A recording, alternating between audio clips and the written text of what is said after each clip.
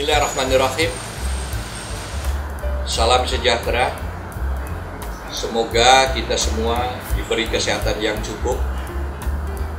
Dan alhamdulillah hari ini kita bisa berkomunikasi untuk membahas sesuatu yang intinya adalah kita sama-sama memaknai berbagai aspek kehidupan dan penghidupan yang kali ini saya ingin memberikan topik mengenai makna dari air susu ibu atau ASI. Dalam kenyataannya secara natural kita hidup di dunia ini ada kelahiran, ada masa-masa kanak-kanak dan dewasa yang akhirnya diakhiri oleh sebuah kematian.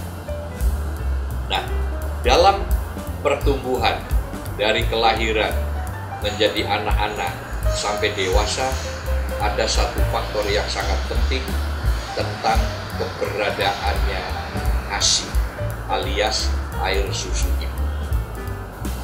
Yang ingin saya uraikan di sini dan ingin saya bagi di sini, memaknai air susu ibu tidak hanya memaknai air susu ibu secara lahiriah, tetapi air susu ibu ini juga harus dimaknai sebagai sumber kehidupan awal yang dimaknai secara ruhiyah. Kalau secara lahiriah, tentu air susu ibu dimaknai dari kacamata nutrisi atau vitamin-vitamin yang terkandungnya dan sejenisnya. Tetapi pemaknaan air susu ibu secara ruhiyah adalah kita harus concern dan cermat betul dan hati-hati betul bahwa air susu yang diproduksi oleh istri-istri kita itu adalah air susu yang jernih dan bersih secara ruhiyah. Mohon maaf saudara sekalian, saya merinding ketika mengatakan air susu ibu yang bersih secara ruhiyah. Kapan air susu ibu itu bisa dikatakan bersih secara ruhiyah? Ketika istri kita dalam rangka memproduksi air susunya itu diproduksi secara bersih. Apa artinya diproduksi secara bersih?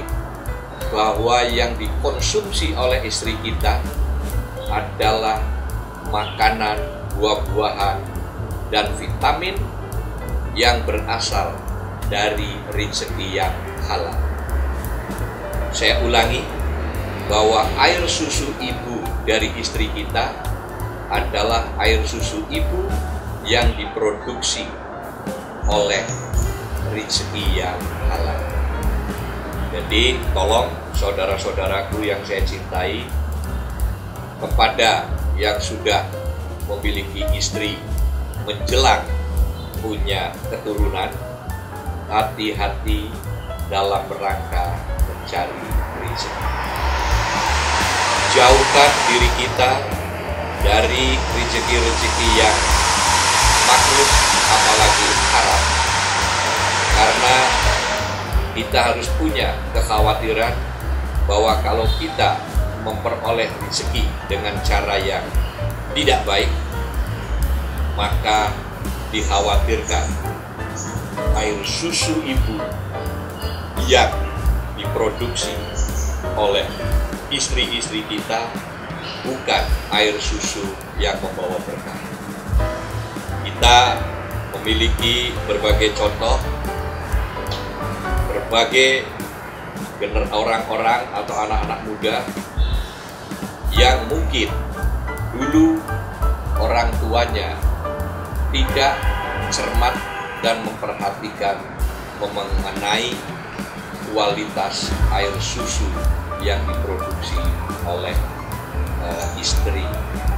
Jadi makna yang ingin saya sampaikan dari air susu ibu ini adalah bahwa generasi yang kita lahirkan, yang untuk menjadi penerus terselenggaranya berbangsa dan bernegara di negeri ini, harus diselenggarakan oleh generasi yang berkualitas, baik secara lahiriah maupun secara batinnya, baik melalui jasadiah maupun melalui ruhiyah.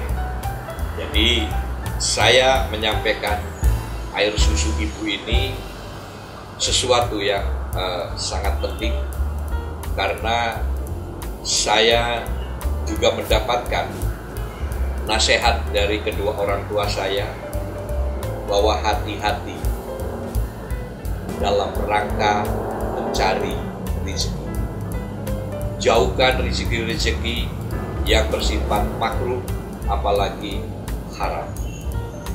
Dan buat orang-orang yang kreatif dan tidak malas, sesungguhnya rezeki yang halal di bumi pertiwi ini sangat-sangat teramat.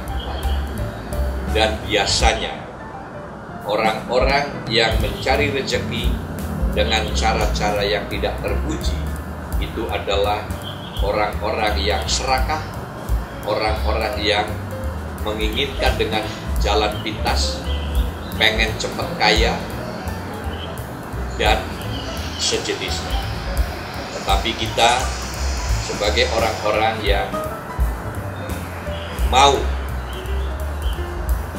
tergolong orang-orang yang bijak dalam berbagai hal, termasuk harus bijak juga dalam meraih rezeki, supaya air susu ibu dari istri kita akan sangat bermanfaat dan membawa berkah bagi keturunan kita, yang mana mereka adalah sebagai penerus dari bangsa di Republik ini.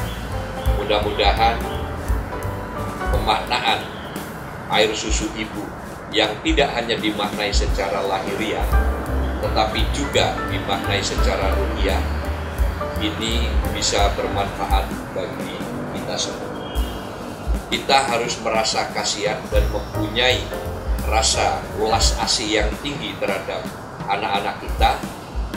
Jangan racuni mereka, jangan kotori kehidupan mereka dengan air susu yang kotor, alias air susu ibu yang tidak terpuji.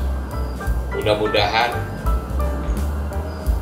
memaknai air susu ibu ini adalah merupakan sebuah value yang bisa menjadi bekal dalam kehidupan kita.